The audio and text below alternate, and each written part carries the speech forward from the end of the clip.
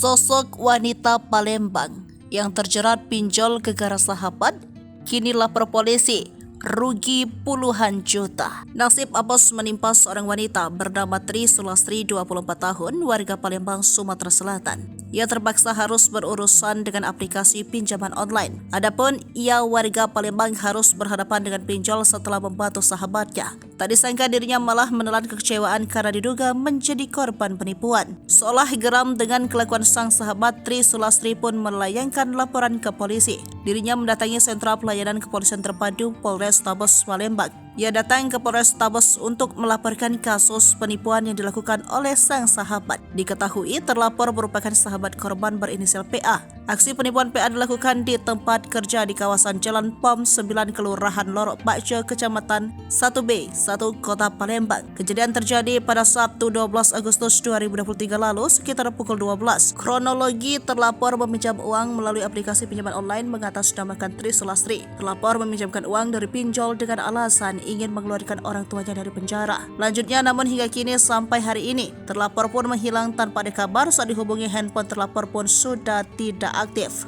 Atas kejadian, pelapor mengalami kerugian Rp22.500.000. Sementara laporan korban sudah diterima anggota SPKT Polrestabes Palembang dan akan diteruskan ke bagian Satreskrim Polrestabes Palembang guna penyelidikan lebih lanjut.